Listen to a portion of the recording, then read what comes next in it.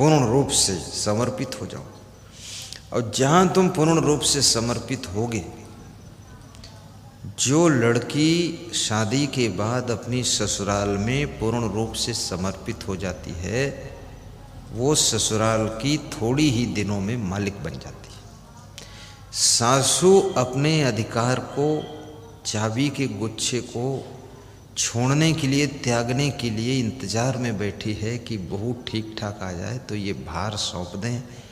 हम बहुत इससे तृप्त हो चुके हैं, बहुत दिमाग पर लोड है, सौंप कर हम छुट्टी ले लें। वो सौंपने के लिए रेडी है, तैयार है। लेकिन कोई शुद्ध उत्तराधिकारी मिले तब तो।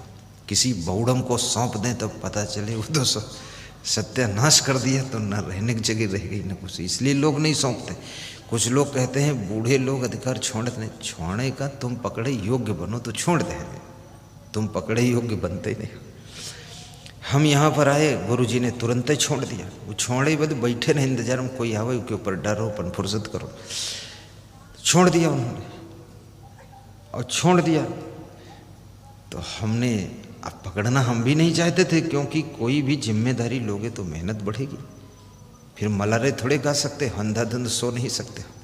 फिर विचार करना पड़ेगा, या तो बदनामी उठाओ कि नए महंत बने रहे, अत्ते बौडम निकले सत्यानाश मार दिन उससे अच्छा बनवाई न करो। तो बनो तो फिर संभालो, और संभारे में है लगी मेहनत। फिर यूँ नहीं उतारनी पड़े 8 बजे तक।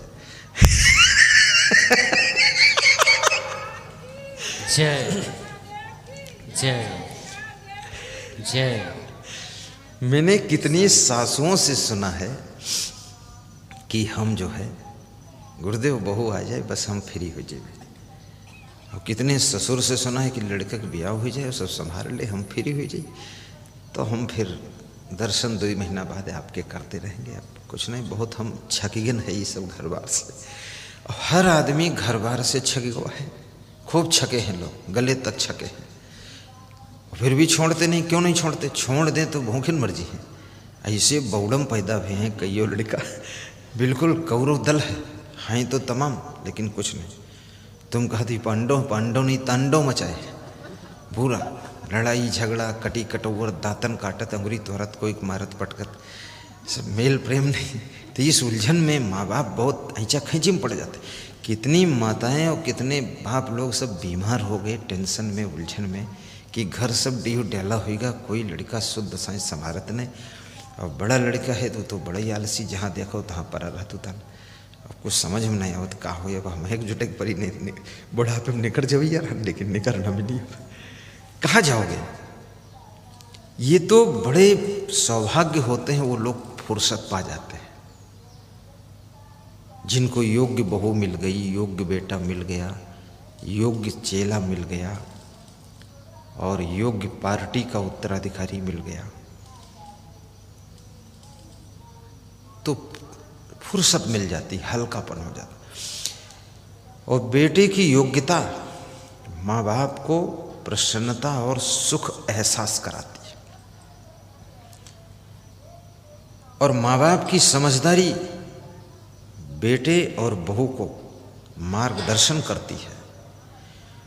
गुरु का ज्ञान शिष्य को महान बनाता है, और शिष्य की महानता, शिष्य की बुद्धिमत्ता गुरु को निश्चिंतता को प्रदान करती है। निश्चिंतता, मैं कई सालों से देख रहा हूँ हमारे गुरुजी बहुत सोते हैं, और ऐसे सोते हैं जैसे 3 साल का बच्चा सोते। सवेरे सोते हैं और शाम को 6:30 बजे सो ही जाते हैं, और सवेरे फिर वो 3 बजे जग, जैसे बच्चा जग जाता 3 बजे। और गुरुदेव 6 बजे नाश्ता कर लेते हैं। शुरू से मैं देख रहा हूँ जब से हम आए। और जब मैं विश्राम करता हूँ तो वह ड्यूटी करते हैं, दर्शन देते हैं। हालांकि हमने सलाह नहीं किया कि तुम ड्यूटी करो, क्योंकि गुरु को बताना ड्यूटी करो ठीक नहीं। आज मैं ऊपर से उतरा, गुरु को देखकर थोड़ा हंसा, तो कहीं बहुत हंसत का बात है, हम कि ना आप दर्शन देने की ड्यूटी कर रहे हैं इसलिए हंस रहे हैं कि हम फ्री रहना। बाप की योग्यता बेटे बहू को फ्री कर देती, सासू की समझदारी बेटे बहू को निश्चिंत करती, और शिष्यों की समझदारी गुरु को निश्चिंत करती है, और गुरु की समझदारी शिष्यों को सुख प्रदान करती है। इसलिए मैं निवेदन करूंगा, हर व्यक्ति के अंदर अंडरस्टैंडिंग होना चाहिए, समझदारी होनी चाहिए। पत्नी की समझदारी अपने पति को टेंशन से मुक्त करती है, और पति की समझदारी घर छोटा हो या बड़ा हो या व्यवस्था कम हो, लेकिन पत्नी को खुशियां प्रदान करती है। समझदारी लाइए। जब अपनी पत्नी को देखिए तो मधुर मधुर मुस्कुराइए, थोड़ा हंसिए, आदत बना लीजिए, हैबिट बनाइए। ये एक चैप्टर जोड़िए अपनी ज़िंदगी में, क्योंकि जैसी पत्नी है वैसी है, अब वो चेंज होने वाली नहीं है।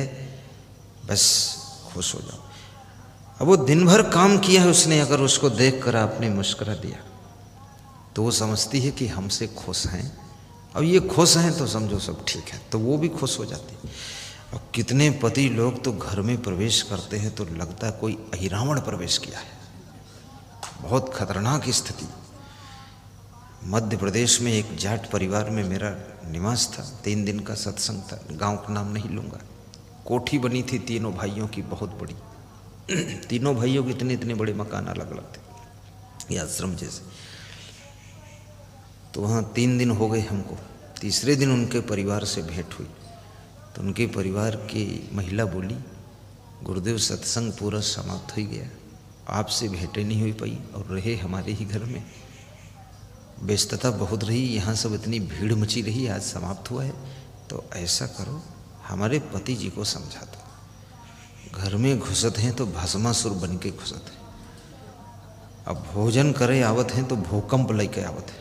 इतना डर लागत है कि कहूँ मारे ना, वो कढ़ाई न उठाए पटक दे, बहुत गुस्सा करते हैं। भोजन वही खाए लेते हैं जब, तब हमें शांति मिलत कि आज निपट गो, अब कल देखेंगे फिर।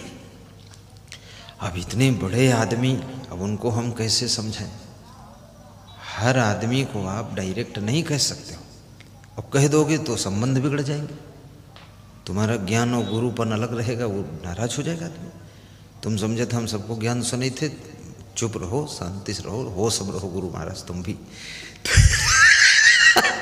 तो मैंने जो है बड़ा आल बाल बांध करके 10 बजे रात के सेटिंग बनाई पहने, तो उसके पतियों को समझाया, पुरुषों को इकट्ठा किया, और महिलाओं से मैंने कहा तुम्हारा क्लास खत्म, जाओ तुम लोग, पुरुष लोगों का क्लास रहे, आज फैमिली क्लास, फैमिली को जो प्रवचन सुनाता हूँ उसका फैमिली समझाया।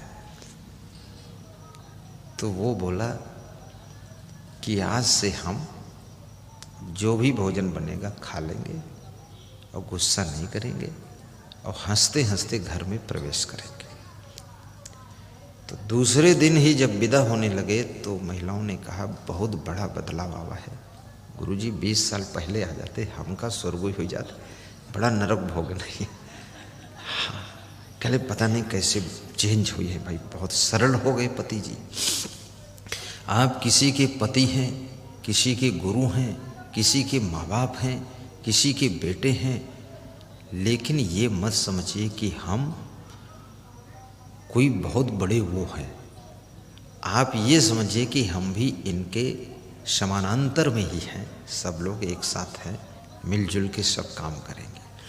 कोई तुमको बड़ा माने अच्छी बात है, तुम खुद को बड़ा मत मानो। हनुमान जी को बहुत लोग मानते, लेकिन हनुमान जी अपने आप को बड़ा नहीं मानते, बड़े विनम्र थे हनुमान जी, हमेशा हाथ जोड़कर घुटना टेक कर बैठते थे। राम जी की कृपा तो सभी के ऊपर थी, दया थी, भगवान थे, और सबको निभाते थे राम भगवान, बहुत कृपालु थे। तो हमारा आपका जीवन, अब मैं यहाँ पर फिर आ जाता हूँ। नारद जी ने सांप को समझाया, सांप नहीं माना, फिर सांप रेंगता हुआ निकला, तो घर के पोती पोतों ने सांप को डंडे से पीट कर लहूलुहान कर दिया। सांप तड़फ रहा था, मुंह कूच दिया, तो नारद जी ने तड़पते हुए सांप से कहा अब क्या इरादा है, अब बनोगे कि नहीं बनोगे भक्त? बोला अब बस ये शरीर छूट जाए, मुक्ति हो जाए, और अब के जन्म में हम भक्ति ही करेंगे, सब हम भोग लिए, हम बाप बन के देखे, सांप बन के देखे, बैल बन के देखे, कुत्ता बन के देखे, सिवाय घर के लोग मारिन है, लातन मारिन है। अब मोह कुछ दिन सब दुर्दशा भाई, मोह तब हो नहीं छूट, अब जाए समझ में आए के बाद। तो अंत में ये बात समझ में आ जाती। इसलिए मोह में भी मत डूबो, प्रेम करो। लोभ में भी मत डूबो, अहंकार में मत रहो। कुछ नहीं है संसार में, ये तो सब आंखें खुली हैं तो खेल सब चल रहा दिख रहा, आंखें बंद खेल बंद। मृत्यु सारा खेल समाप्त कर देती है आपके लाइफ का।